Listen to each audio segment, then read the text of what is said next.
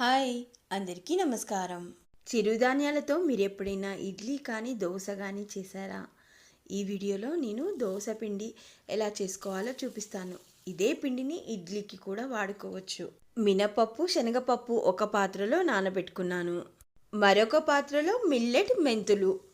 చిరుధాన్యంలో ధాన్యం మునిగేంత వరకు మాత్రమే నీళ్లు పోసి ఒక్కసారి అలా కలుపుకొని ఆ నీళ్ళని తీసివేయాలి. ఒకసారికి మించి కడగడం కానీ చేతితో నలమడం కానీ ఇలాంటి పనులు చేయకూడదు. అలా ఒక్కసారి కడిగి నానబెట్టుకున్నామంటే ఈ నానబెట్టుకున్న నీళ్ళలో చాలా పోషకాలు విలువైనవి ఉంటాయి కాబట్టి ఈ నీటిని మనం వృధా చేసుకోము. కాబట్టి సరిపడా మాత్రమే చిరుధాన్యం మునిగేంతవరకు మాత్రమే నీళ్లు పోయాలి. అలా పప్పుని చిరుధాన్యాలని రెండింటిని విడివిడిగా 6 గంటల సేపు నానబెట్టుకోవాలి. మినపప్పుని మిక్సీ పట్టే ముందు చేతితో నలిమేస్తూ 2-3 సార్లు నీళ్లు మార్చుకుంటూ కడుక్కోవాలి. పప్పు నానిన తర్వాత పొట్టు విడిగా అవుతుంది కదా, దాన్ని వృధా చేసుకోకూడదు. మనం పిండితో పాటు పట్టేసుకోవాలి. అది ఫైబర్ రిచ్ కదా, అందుకోసం.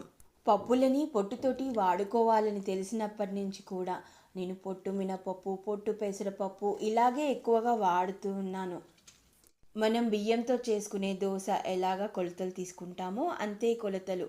1 కప్పు మినపప్పుకి 4 కప్పుల బియ్యం ఎలా తీసుకుంటామో ఇలా మిల్లెట్ దోశకి కూడా 1 కప్పు మినపప్పు తీసుకుంటే 4 కప్పుల మిల్లెట్.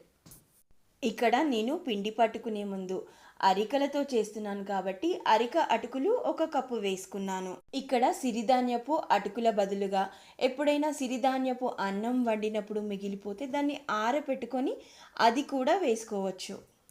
కుదిరినంత వరకు మనం ఏదైతే సిరిధాన్యం తీసుకుంటున్నామో అదే సిరిధాన్యపు అటుకులు తీసుకొని మిక్సీ పట్టుకుంటే బాగుంటుంది. కుదరని పక్షంలో మరేదైనా ఇతర మిల్లెట్. ఇక్కడ నేను పిండిని చేయితో కలిపాను, ఉప్పు వేయలేదు. అలాగే పాత్రలో చుట్టూ పిండి నీట్గా అనుకోవాలంట. అలా చేయడం వల్ల కూడా పిండి మంచిగా పొంగుతుందంట, పులుస్తుంది.